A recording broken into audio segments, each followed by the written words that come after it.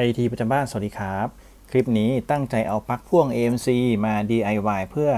ใส่ตัววัดกระแสไฟแล้วก็วัดกำลังไฟฟ้า kWs มาให้ชมนะครับตัวนี้ผม DIY คร่าวๆแล้วผมเจาะตรงนี้นะครับปกติตัวเนี้ยจะมีเต้ารับ V หน้าอยู่นะครับเต้ารับ V หน้าค่อนข้างใช้งานได้ดีแล้วก็ตัว AMC เนี่ยได้มาตรฐานมากๆนะครับเป็นปลั๊กไฟประกอบที่เราสามารถแกะได้ง่ายเนื่องจากว่าด้านหลังเนี่ยเป็นน็อตทั้งหมดเลยถอดน็อตออกแล้วก็ดึงออกทั้งยวงเลยครับคุณก็จะเห็นแบบนี้ตัวนี้เขาประกอบมือหมดเลยนะครับตัวนี้ประกอบใหม่แล้วก็สวิตช์ตัวนี้ค่อนข้างดีเป็นสวิตช์เกรดดีเท่าที่ผมเช็คดูแล้วก็ประกอบใหม่แล้วก็เอาในส่วนของเต้ารับวีน่าตัวนี้ซึ่งเป็นวีน่านะครับมาประกอบเข้าไปเป็นเซ็ตแล้วเอามาขายนะครับ Made in Thailand ถึงแม้ว่าเขาจะสีแบบขาวๆล้นๆดูเหมือนของราคาถูกนะครับแต่ว่าคุณภาพเนี่ยมาครบเครื่องเต็มแม็กเท่าที่จะทำได้ก็คือ 2,300 วัตต์ 10 แอมป์ 250 โวลต์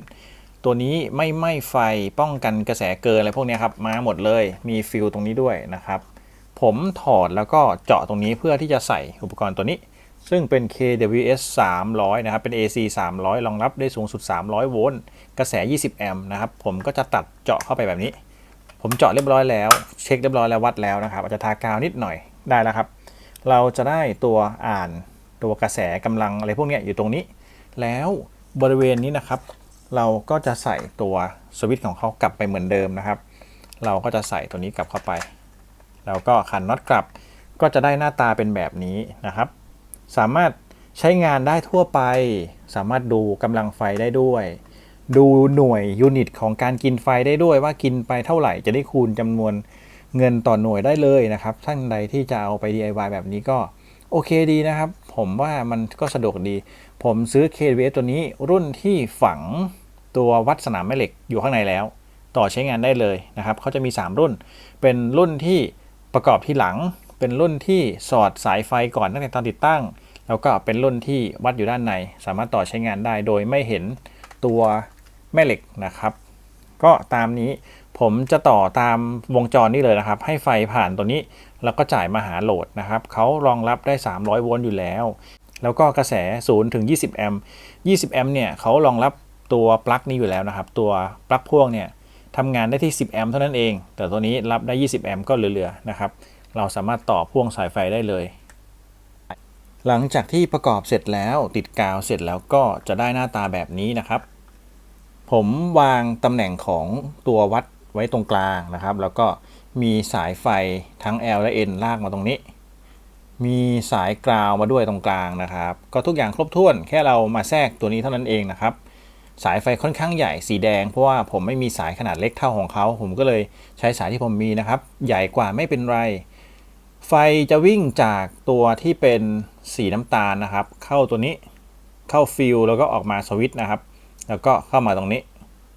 ส่วนสีน้ำเงินเป็นสาย N นะครับก็มาทางนี้เช่นเดียวกันครบแล้วนะครับหลังจากนั้นมาดูด้านหน้าครับด้านหน้าก็จะได้หน้าตาแบบนี้นะครับ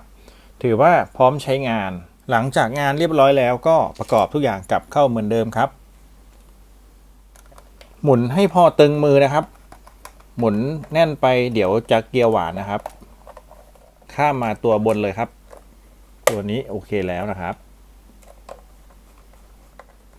โอเคเรียบร้อยแล้วพร้อมใช้งานครับตัวนี้ก็แน่นดีตัวนี้ค่อนข้างแน่นเพราะว่าเขามีด้านหลังดันอยู่ด้วยนะครับโอเคมากๆเลยลองทดสอบใช้งานกับโน้ตบุ๊กนะครับผมจะเสียบสายตัวนี้ซึ่งเป็นสายของปลั๊กพ่วงวัดไฟได้นะครับตัวนี้เข้ากับอะแดปเตอร์ที่เป็นปลั๊กพ่วงไฟบ้านนะครับพ่วงกันมาแบบนี้เปิดสวิตช์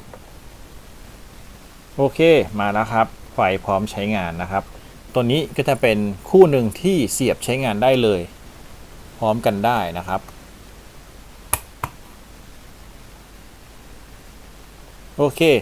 ไฟเข้าโน้ตบุ๊กแล้วนะครับตอนนี้โน้ตบุ๊กกินไฟอยู่ที่